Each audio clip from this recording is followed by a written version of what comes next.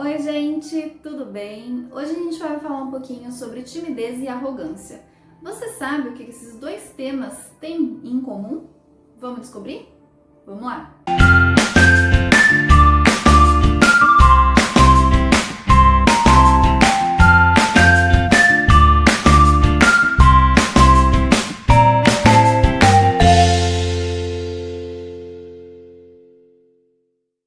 Vou falar um pouquinho então para a gente começar esse assunto sobre como que é construído então o nosso eu lá do comecinho, né, de quando a gente é um bebezinho ainda. Então, gente, quando a gente chega a esse mundo, a gente chega perfeitinho, né? A gente é um bebê pleno, que tem todas as nossas necessidades atendidas prontamente.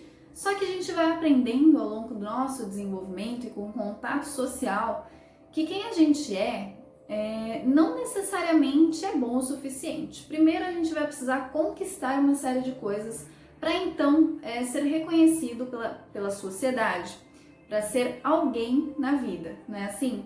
Então a gente vai aprender que primeiro a gente precisa se formar, a gente precisa construir uma família, a gente precisa ganhar dinheiro, ter status, ter o poder, ter um cargo, se graduar, né? Primeiro a gente precisa atender uma série de pré-requisitos para então ser reconhecido e legitimado como alguém importante. Então, a nossa identidade, que já vem pronta e vem elevada, né, quando a gente chega aqui nesse mundo, ela vai aos pouquinhos sendo deturpada, sendo destruída, e a gente vai entendendo que a gente não é ninguém na vida, né, que a gente não tem muito valor.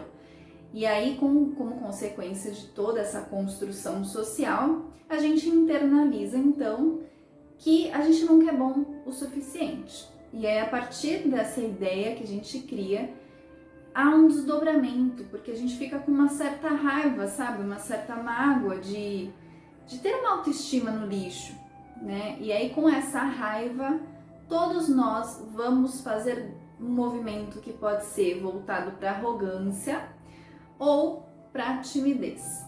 O arrogante, com essa raiva que está internalizada, ele vai explodir, então ele vai jogar essa raiva aí no mundo, no social, nas outras pessoas, né? Ele vai projetar essa raiva para fora, então como uma forma de se vingar dessa baixa autoestima que colocaram para ele, né? Que foi internalizada por ele através desse social aí, que o tempo inteiro ficou reforçando que ele não era bom o suficiente. Já o tímido, né? Quando a gente e é importante falar que a gente não é sempre só uma coisa. A gente oscila. Ora a gente está bastante arrogante, ora a gente está um pouco mais tímido. Só que tem algo que prevalece no comportamento das pessoas. Então, quando uma pessoa a maior parte do tempo ela se comporta de forma arrogante, a gente denomina A como arrogante. E se na maior parte do tempo ela é tímida, ou seja, ela implode essa raiva, joga para dentro de si mesma para não ter que colocar em alguém por medo de não ser aceita, por medo da reprovação, então ela joga para dentro de si mesma, né? E aí cria essa baixa autoestima, essa coisa que ela não consegue desenvolver aquilo que ela necessita ou que ela precisa, ou até o que de fato ela no fundo quer fazer, né? Por medo de ser reprovada, então ela joga para dentro de si mesma e essa raiva fica acumulada lá. Essa também é uma forma dela se autopunir, então, por ter essa baixa autoestima.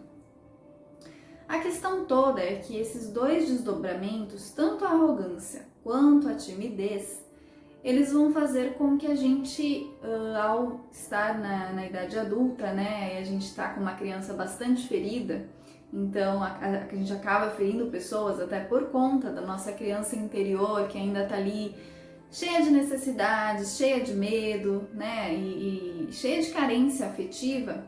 A gente vai se comportando muito regulado pelo externo. Então, em vez da gente olhar para dentro da gente, se autoconhecer, meditar e intuir então aquilo que a gente gostaria de fazer, a gente vai só olhando e se comparando e competindo. Então não é assim, quando a gente ainda é muito criança, a nossa mãe fala assim pra gente, ou o nosso cuidador, né?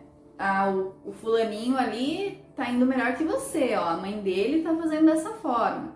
Ou então quando a gente se comporta muito mal e a gente está na casa de um conhecido, geralmente você está me fazendo passar vergonha, o que as pessoas vão achar. E a gente vai sendo regulado muito de fora para dentro. Os nossos comportamentos, eles vão acontecendo sempre de maneira a ou tentar agradar quem está lá fora, né? Tentar agradar o social, tentar agradar as outras pessoas, ser validado, ser reconhecido, ou pelo contrário, a gente deixa de fazer muitas coisas para não ser então reprovado.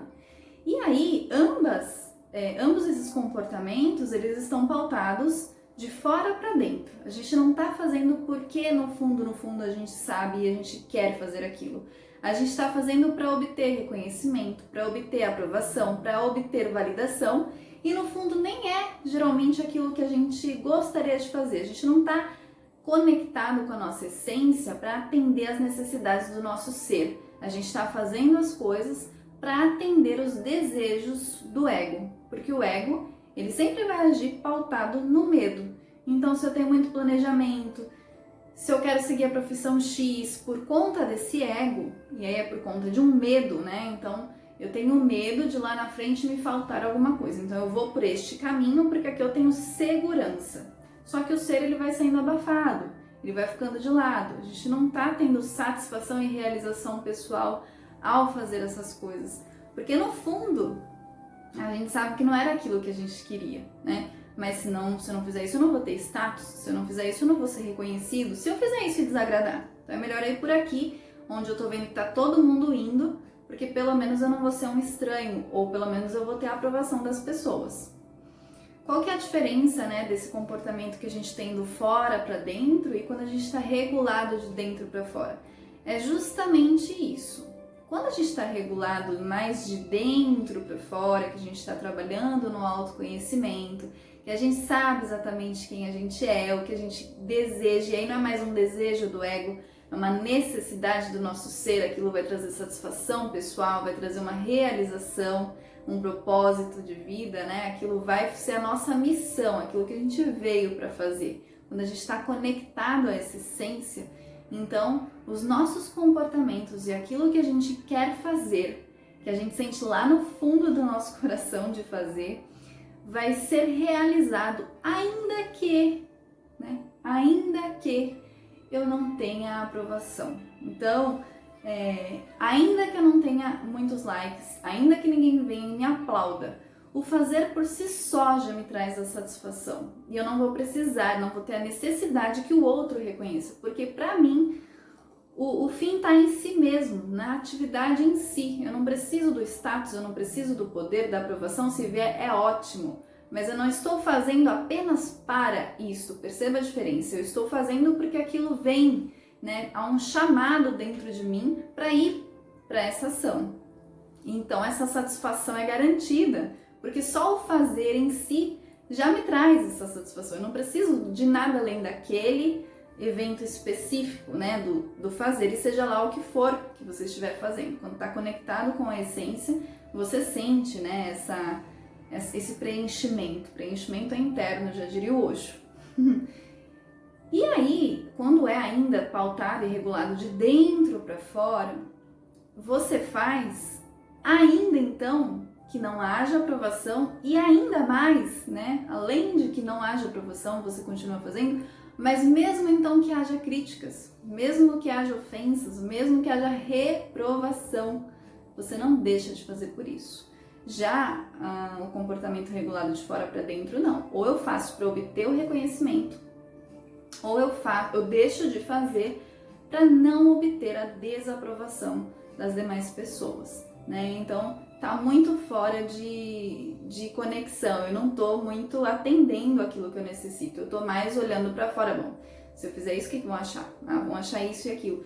E eu tô falando tudo isso e é para mim, porque naquele primeiro vídeo do autoconhecimento que eu fiz aqui no canal, foi desafiador, bastante desafiador, e uma quebra de paradigma, porque eu sentia muito de falar sobre esse tema aqui. Eu queria muito falar e transmitir, né, toda essa carga de aquilo que sempre era o meu ser. Tô sentindo isso e eu tinha muito desejo de compartilhar com as outras pessoas. Só que aí através do rótulo psicóloga, através do rótulo, né, da ciência, bom, mas isso aqui eu tô entrando no campo da espiritualidade, então eu não vou estar autorizada a falar sobre isso, ainda que meu ser estava dizendo para mim, faça isso, é o que você tá intuindo e você não é limitada a ser psicóloga. Antes de ser psicóloga, você é uma ser humana, né? Um ser humano, então... Por que você vai se limitar de falar sobre algo que você sente, que é a sua verdade, que está na sua essência, que tem um chamado ali te pedindo para fazer, só por medo do como é que vão achar, se vão torcer o nariz para isso, vão achar que você está saindo fora da caixa? E aí eu fui e fiz. E o tanto de mensagens carinhosas e assim que eu recebi, e olha só, gente, eu não fiz esperando essas mensagens, esperando esse reconhecimento, eu fiz achando que no fundo eu fiz achando que não iam haver esse reconhecimento, não ia haver este reconhecimento, mas iriam haver algumas críticas, acho que eu tô falando certo. Iria haver algumas críticas.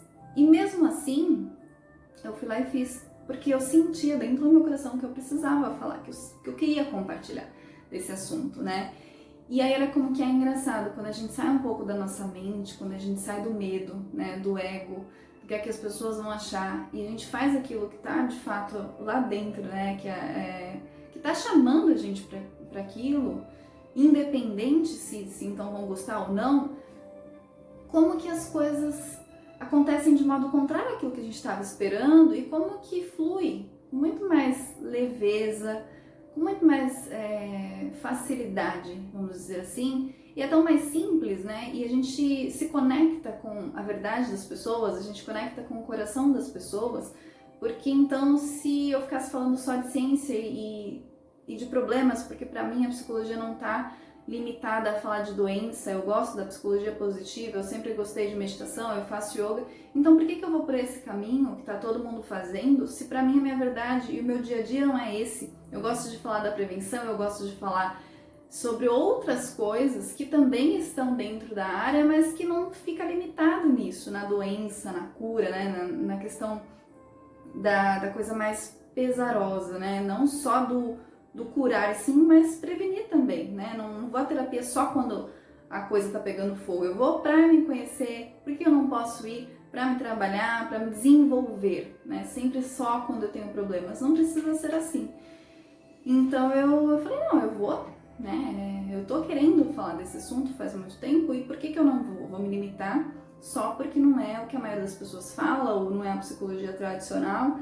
Então eu fui e fiz. E aí eu recebi então muitas mensagens carinhosas. Eu recebi até mensagem de pessoas querendo fazer psicoterapia a partir desse primeiro vídeo, né, comigo. E então eu pensei assim, quantas vezes a gente fica julgando, né, com a nossa mente analítica, que tudo quer entender, que tudo quer explicar, que tudo quer compreender a partir de uma lógica. E muitas vezes, quando a gente está nesse compreender através da lógica, a gente perde a experiência em si. Então, se eu vou explicar para o meu filho que a Lua é um satélite natural que gira em torno do Sol, e nananã, ele pode compreender todo esse contexto, esse movimento, mas ele não é a mesma coisa que ele olhar para a Lua e ele sentir a magia acontecer, né? Ele sentir que a Lua toca o coração, ele sentir toda a emoção que isso pode vir a aflorar de dentro para fora, né? Então quando a gente está no pensar, a gente está muito mais saindo da experiência, né? Limitando a experiência. E muitas vezes a gente percebe que a gente conversa com pessoas instruídas, formadas e com uma eloquência muito grande, né? Que falam de forma bastante rebuscada, e a gente não sente ali a alma daquela pessoa.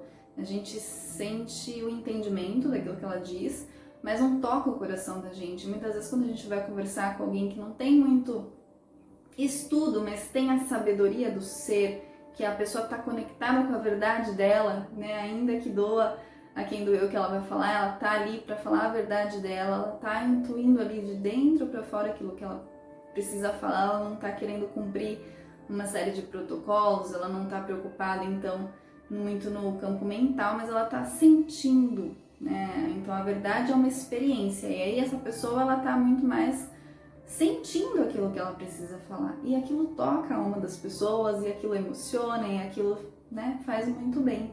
Então, por que não, quando a gente for fazer algo, a gente se perguntar antes, será que lá no fundo da minha alma eu estou desejando fazer isso?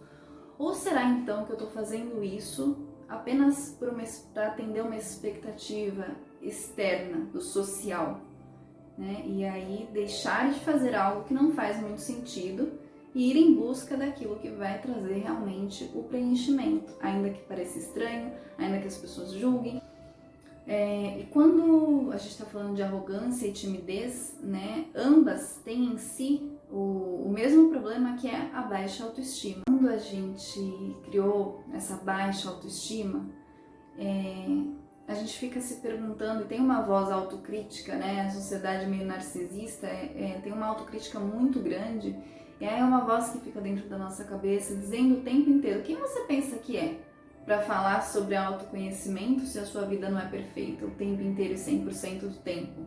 Quem que você pensa que é para falar sobre tal coisa se você não experiencia isso no seu dia a dia 100% do tempo?